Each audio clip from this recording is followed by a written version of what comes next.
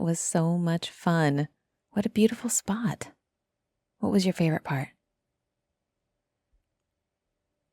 Ooh, good choice. I knew I liked you for a reason.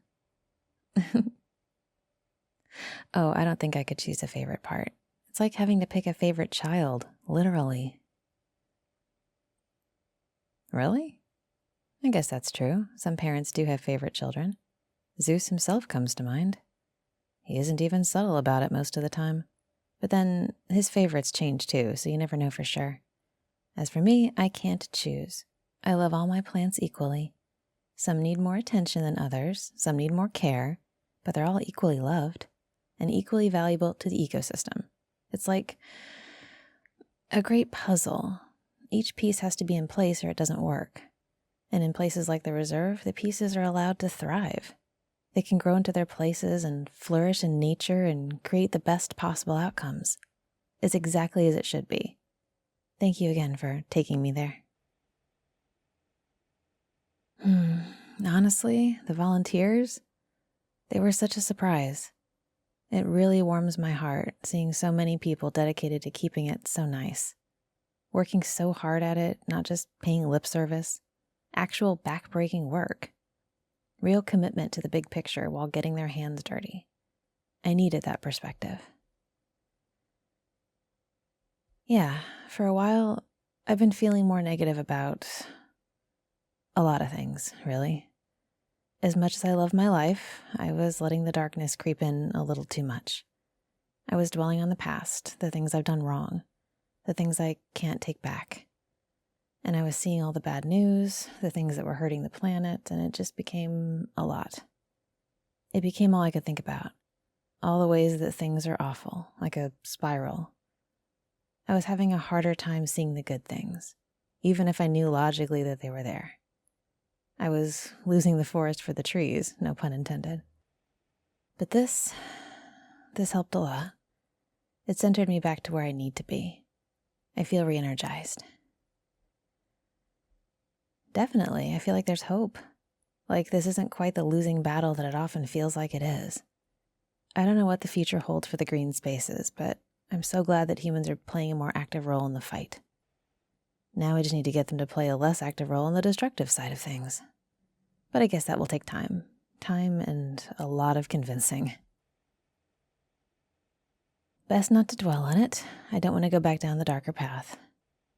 For now, I want to enjoy the warmth and positivity of our day. I want to bask in how this feels, all the strength I've drawn from being out there, surrounded by it. Thank you, sweetness. Thank you so much for all of it. No, I mean it. I know you don't feel like you do much, and I understand that to a point. I'm not human. I have powers you don't have. But you've become such a fixture in my life. A bright spot on even the cloudiest days. You ground me and keep me focused. And above all, you make me feel like I'm not alone anymore, which means a lot. You mean a lot to me. More every day, in fact. So don't dismiss that, okay? You do more than you think you do, and more than I can ever thank you for, and I'm grateful. Good. Thank you. Maybe someday you'll actually believe me. For now, we need to find food. We must refuel. That was a long day. Good, but long. I lost track of time and things like meals. Maybe I should check the fridge, see what's there to cook. Actually, before we do that, I want to talk to you about something, if that's okay with you. I've just been thinking on the drive home, and I'm still thinking, and I'd like to talk something out, see what you think. Okay, so we talked about maybe helping out with the conservation efforts. I'd like to explore that idea. I think we should volunteer to help with the reserve. Yes, but I think we're already on the same page with that. What I want to talk about is more how much or how little to use the power I have to make a difference. Well, this is what I'm torn about. On the one hand, I have to stay undercover, maintain my privacy, my identity. You know that better than anyone.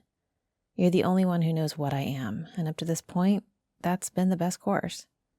But today, seeing how much regular people are doing with their own two hands, it makes me feel like I should be doing more and maybe being more visible in the process. No, nothing like that. I want to help. I want to help in as many ways as I can. I've gotten pretty complacent, first in my grotto and then in my shop. I've done small things, but a lot of my focus has been on protecting myself, protecting my grotto, my things, my source of power, which is important, don't get me wrong, but it's not all there is. I feel like if regular people with no powers can do so much, the least I can do is help. And I want to help a lot, as much as I reasonably can. What remains is to figure out what reasonable is in this situation. No, not yet. I don't want anyone but you to know what I am. Not for a long time. But eventually, maybe, I don't know. Maybe if we get involved with the volunteer efforts, I can learn to trust more people, bring more people into the inner circle, maybe even make real friends again. But when I think about it too much, I start to panic a little. I remember, well, you know what I remember. And I don't want it to get bad again. I don't want to get hurt again, or worse, for something or someone to hurt you. That would be... Sweetness, I thought I was protective of myself before, but since meeting you, developing feelings for you, I honestly can't imagine what I'd do if anything happened to you. I know it wouldn't be pretty. For the first time, I'm really starting to understand a tiny bit of how the gods can be motivated to rain vengeance down on people. I never really got it before, but I do now. It's so much stronger than even what happened before with my grotto. Protecting my grotto was one thing. Protecting you, well, when you take something away from someone that's as precious as you are to me, it can make you snap. And I don't want to snap. I don't want anything to happen to you. There are days that I worry that I'm putting you at risk just being around you, but you always reassure me that this is what you want. You choose to be around me, and I respect your agency. But I don't want to be selfish. Not when it comes to you, and not when it comes to helping the plants, which is why I want to talk to you about it. If we do decide to volunteer with the group and work on the reserve, what should we contribute? Should I just pretend to be human and work only with my hands? Should I use my powers, but only when no one's watching? And only if it's something I can reasonably explain? Like, no bringing trees back to life that are on the verge of death? That's a good point. It would be hard. It'd be really hard to resist doing that. It would be hard not to drain myself doing as much as I can. I'd need to put a cap on myself, I suppose, a limit to how much I can do, if I do anything like that at all. It's a hard decision. When you have power, you want to use it for good. It feels like a waste not to, but I can't blow our cover, not yet. I'm not sure I'll ever be able to trust anyone the way I trust you. And the more people who know about me, the less likely it stays a secret. I don't want to lose everything I've built, my shop, my life here. I don't want to lose you. I know, but you know what I mean. If I have to start over someplace else, or worse, if I have to go back, I might not be able to see you again. I'm not okay with that, so this is my dilemma. How can we best help while also protecting ourselves? How can we make a difference but not lose what we care about? What risk is too much risk? I know, the doubts are at war with the ambitions, and I am asunder with it all. Oh, it just goes to show that even a nymph can have very human struggles. I'm not omniscient, I don't know what might happen. But for the first time in a long time, I want to be able to trust again. I want to focus on the hope and on the good we can do. I just have to be careful not to be carried away by the optimism. I can't let the worst happen again. The balance is harder to achieve than I thought. Well then, tell me, what do you think? What are the risks that are worth taking in your mind? Okay, I suppose that's fair, but there's a part of me that doesn't want to take it slow, you know? There's so much work to be done, so much we could accomplish if we move quickly. And the longer things take, the more damage accrues. I know you're right.